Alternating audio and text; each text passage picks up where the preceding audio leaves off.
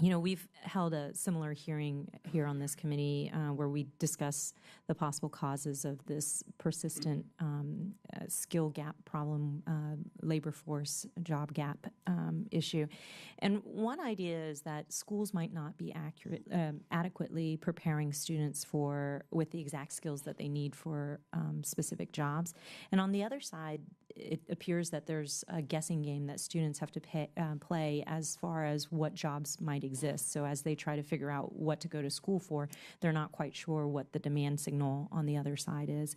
And so it suggests that there's a communications gap between higher ed and industry, or our educational institutions and industry. At the Jessamine Career and Technology Center, they do things differently. They have a center solely for the purpose of helping students transition into the workforce and or college. We do take appointments, and we do have an open door policy that as long as we're not with another student at that time, we'll see students, on an as needed basis. That kind of helps me prepare for the future of having jobs and having experience and stuff. This is an updated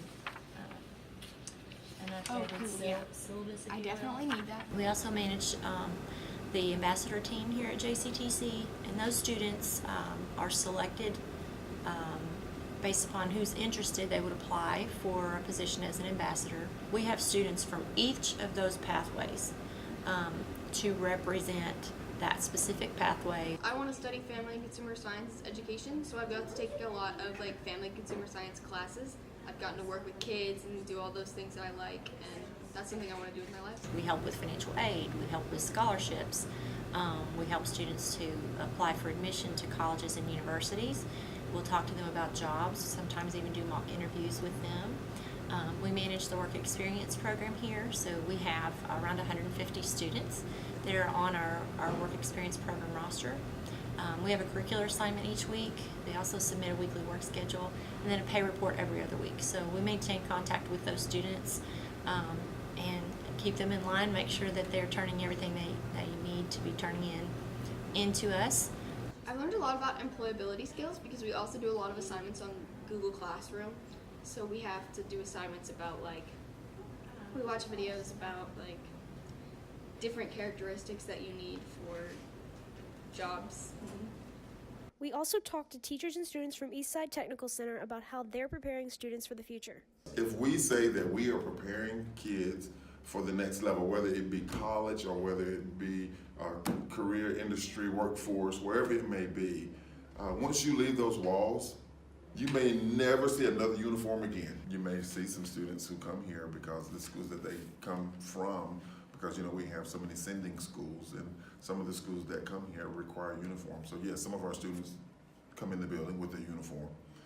And just for the nature of who we are, some uniforms are required because, for instance, if you go down in our transportation department, then you'll, just for the nature of who we are, some uniforms are required because, for instance, if you go down in our transportation department, then you'll see students in uniforms. They because it's just the particular field that they're looking in. Because when you go to most automotive shops, you'll see that the mechanics are all in a certain attire.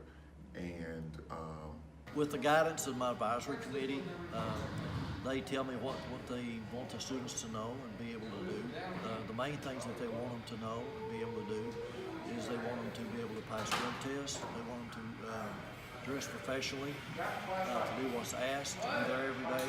What I require my students to do, I require them to dress as if they were going to be working in a shop. So they have to have the blue pants, the blue shirt, of course, all the safety glasses, some kind of mechanics gloves, the leather shoes, shirts tucked in, belt. That way that they look the part, because if they're out on their job site or something like that, the only thing that the customers are going to see to represent the company is that employee. So I want them to dress the part and to look the part. If we come in here, we're wearing just a shirt like this, shorts, we have a risk of getting hurt. No matter what in life, you're always going to have a challenge and everything, and that's what we face every day. There's always something new that we have to overcome, and I just feel like that's what we're going to have to do in life. You have to overcome things. You have to learn how to do it yourself, and you can't always rely on somebody. So that's pretty much what we do in here.